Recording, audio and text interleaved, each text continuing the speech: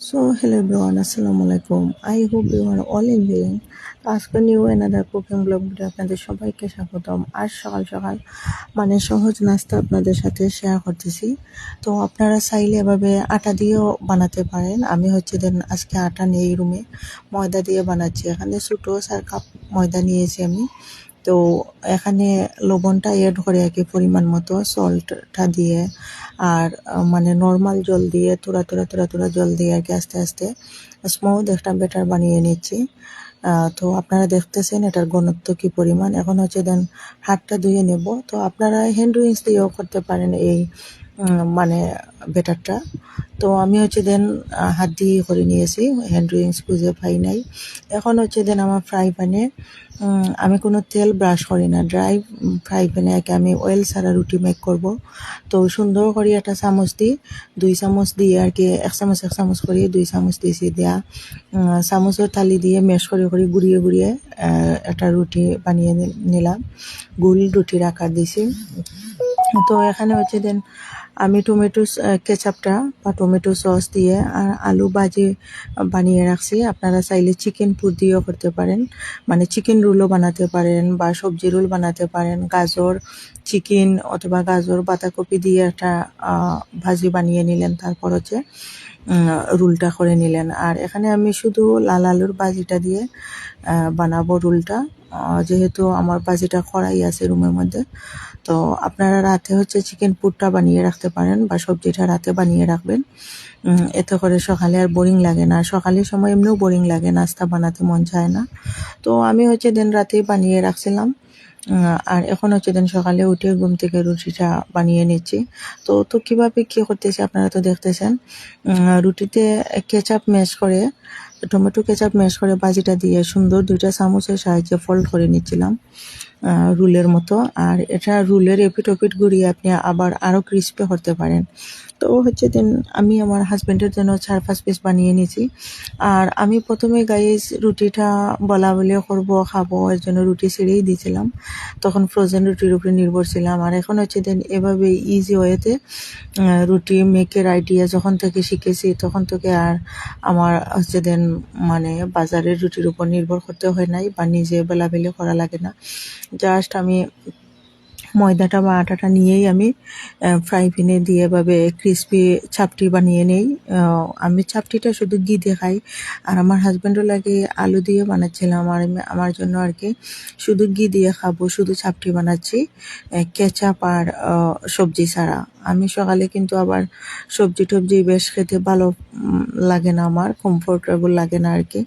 তো আমি ড্রাই সাদা রুটি খাই, হয়তো ঘি দিয়ে নাই একটু চা দিই বা কফি দিই। তো আমি আমার চাপটিটা বয়ামের ঘি শেষ হয়ে গেছে, বয়াম মুছি ঘি দিয়ে রুটি খাইলাম। আপনারা কারা আমার মতো এভাবে খান? তো কমেন্ট করবেন। Thanks for watching. So hello everyone, assalamu alaikum. I hope you are all enjoying. তো আজকে new another cooking blog video আপনাদের সবাইকে স্বাগতম। আজ সকাল সকাল সহজ নাস্তা আপনাদের সাথে শেয়ার করতেছি। তো আপনারা চাইলে এভাবে আটা দিয়েও বানাতে পারেন। আমি দেন আজকে আটা নেই রুমে, ময়দা দিয়ে বানাচ্ছি। এখানে ছোটো 4 কাপ ময়দা নিয়েছি আমি। তো এখানে লবণটা এড করে আর কি পরিমাণ মতো, সল্টটা দিয়ে আর নর্মাল জল দিয়ে তোরা জল দিয়ে আর কি আস্তে আস্তে স্মুথ একটা ব্যাটার বানিয়ে নিচ্ছি। তো আপনারা দেখতেছেন এটার ঘনত্ব কি পরিমাণ। এখন দেন হাতটা ধুয়ে নেব। তো আপনারা হ্যান্ড উইংস দিয়েও করতে পারেন এই ব্যাটারটা।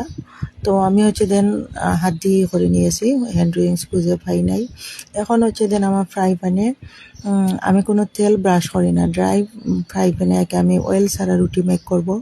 তো সুন্দর করে একটা চামচ দিই, 2 চামচ দিয়ে আর কি এক চামচ করে 2 চামচ দিয়েছি, দেয়া চামচের থালি দিয়ে মেশ করে ঘুরিয়ে একটা রুটি বানিয়ে নিলাম, গোল রুটির আকার দিছি। তো এখানে দেন আমি টমেটো কেচাপটা বা টমেটো সস দিয়ে আর আলু ভাজি বানিয়ে রাখছি। আপনারা চাইলে চিকেন পুর দিয়েও করতে পারেন, চিকেন রোলও বানাতে পারেন বা সবজি রোল বানাতে পারেন। গাজর চিকেন অথবা গাজর বাঁধাকপি দিয়ে একটা ভাজি বানিয়ে নিলেন, তারপর রোলটা করে নিলেন। আর এখানে আমি শুধু লাল আলুর ভাজিটা দিয়ে বানাবো রোলটা, যেহেতু আমার ভাজিটা কড়াই আছে রুমের মধ্যে। তো আপনারা রাতে হচ্ছে চিকেন পুরটা বানিয়ে রাখতে পারেন বা সবজিটা রাতে বানিয়ে রাখবেন। এতে করে সকালে আর বোরিং লাগে না। সকালের সময় এমনিও বোরিং লাগে, নাস্তা বানাতে মন চায় না। তো আমি হচ্ছে দিন রাতেই বানিয়ে রাখছিলাম। আর এখন হচ্ছে দিন সকালে উঠে ঘুম থেকে রুটিটা বানিয়ে নিচ্ছি। তো কিভাবে কি করতেছি আপনারা তো দেখতেছেন। রুটিতে কেচাপ ম্যাশ করে, টমেটো কেচাপ ম্যাশ করে ভাজিটা দিয়ে সুন্দর ২ টা চামচের সাহায্যে ফোল্ড করে নিচ্ছিলাম রুলের মতো। আর এটা রুলের এপিঠ ওপিঠ ঘুরিয়ে আপনি আবার আরও ক্রিস্পি করতে পারেন। তো হচ্ছে দেন আমি আমার হাজব্যান্ডের জন্য ৪-৫ পিস বানিয়ে নিয়েছি। আর আমি প্রথমে গাইস রুটিটা বলা বলি করবো খাবো এর জন্য রুটি ছেড়েই দিয়েছিলাম। তখন ফ্রোজেন রুটির উপরে নির্ভর ছিলাম। আর এখন হচ্ছে দেন এভাবে ইজি ওয়েতে রুটি মেকের আইডিয়া যখন থেকে শিখেছি তখন থেকে আর আমার হচ্ছে দেন মানে বাজারের রুটির উপর নির্ভর করতে হয় নাই বা নিজে বেলাবেলি করা লাগে না। জাস্ট আমি ময়দাটা বা আটাটা নিয়েই আমি ফ্রাই প্যানে দিয়ে এভাবে ক্রিসপি চাপটি বানিয়ে নেই। আমি চাপটিটা শুধু ঘি দিয়ে খাই। আর আমার হাজব্যান্ডও লাগে আলু দিয়ে বানাচ্ছিলাম। আর আমার জন্য আর কি শুধু ঘি দিয়ে খাবো, শুধু চাপটি বানাচ্ছি কেচাপ আর সবজি ছাড়া। আমি সকালে কিন্তু আবার সবজি টবজি বেশ খেতে ভালো লাগে না, আমার কমফোর্টেবল লাগে না আর কি। তো হচ্ছে আমি মানে ড্রাই সাদা রুটি খাই, হয়তো ঘি দিয়ে নাই একটু চা দিই বা কফি দিই। তো এই তো আমি আমার চাপটিটা মানে বয়ামের ঘি শেষ হয়ে গেছে, বয়াম মুছি ঘি দিয়ে রুটি খাইলাম। আপনারা কারা কারা আমার মতো এভাবে খান তো কমেন্ট করবেন। Thanks for watching.